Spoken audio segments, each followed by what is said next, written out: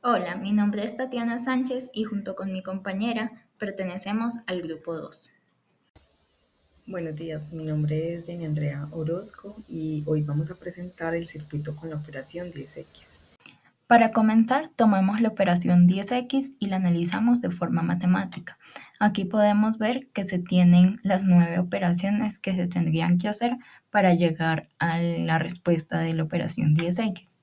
Luego pasamos a realizar el análisis del diagrama de estados, en el que nos dimos cuenta que al llegar al estado número 10, X podía permanecer en ese estado infinitamente para que ya no siguiera sumando y ya no siguiera avanzando. Esta salida sería la 1, que es donde la operación estaría completa. Luego de realizar el análisis del diagrama de estados, pasamos a realizar la tabla de estados, en la que tenemos un resumen de cuál va a ser el estado de entrada y el estado siguiente. Asimismo, tenemos la tabla de estados codificada, en la que cada estado le asignamos un valor binario. Luego se tiene la tabla de estados extendida, en la que podemos ver los valores que va a tomar cada flip-flop, que en este caso van a ser 4 para cubrir todos los estados que vamos a usar. A partir del estado 10-11 como valor de entrada, los flip-flops toman un valor de don't care.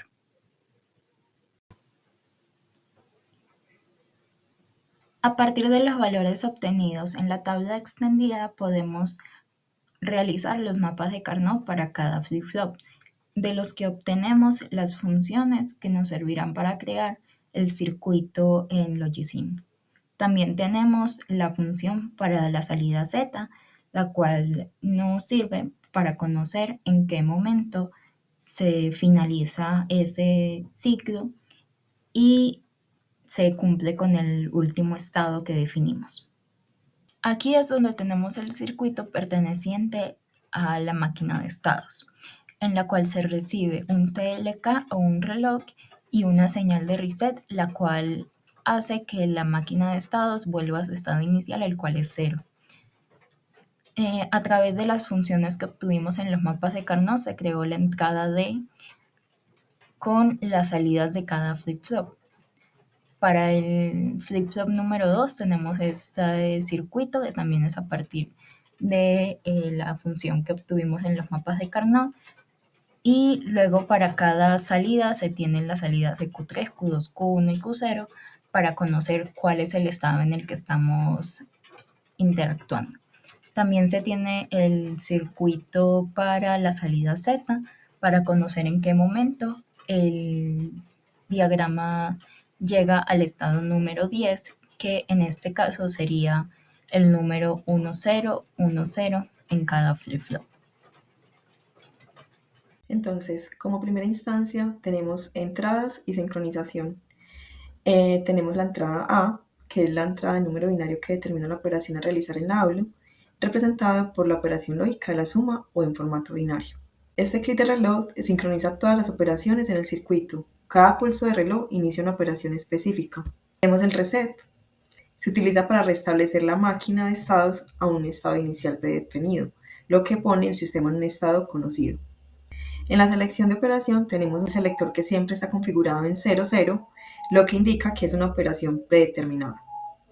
Un modo que también se establece en 0, lo que podría indicar que es un modo predeterminado. Esto controla cómo se deben realizar las operaciones en la ALU.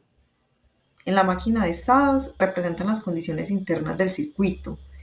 Estos estados cambian en función de las entradas y del reloj.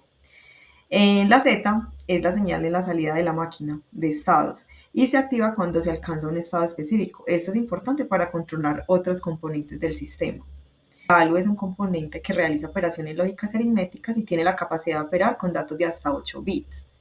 La A1 es el componente lógico que determina si debe almacenar en el registro el dato de entrada de la A o la respuesta de la ALU correspondiente de la operación de la suma.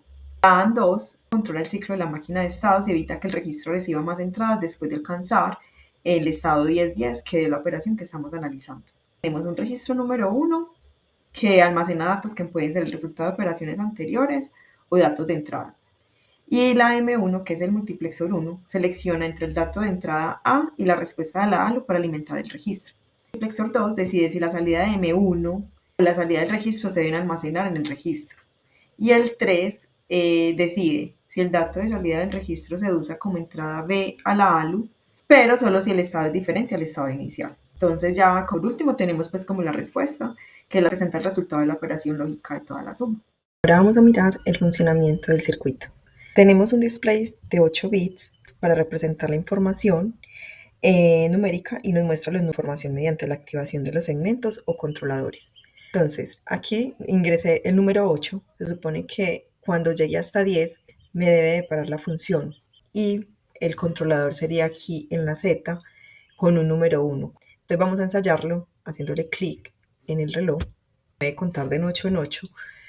Entonces 8, 16, 24, 32, 40, 48, 56, 64, 72 y 80. Y ya me sale el 1, donde ya no me deja avanzar más porque yo le había ingresado la opción del número 8.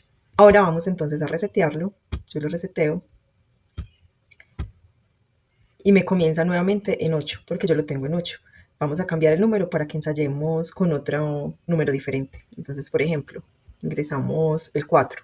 Acá debería de llegar hasta 40 y me debe sumar de 4 en 4. Entonces, 4, 8, 12, 16, 20, 24, 28, 32, 36, 40. Inmediatamente me sale el número 1 para controlar de que ya cumplí la operación 10X. Entonces aquí tenemos la presentación del circuito que está implementado con un sistema de máquina de estados que controla la ALU, donde podemos realizar la operación 10X.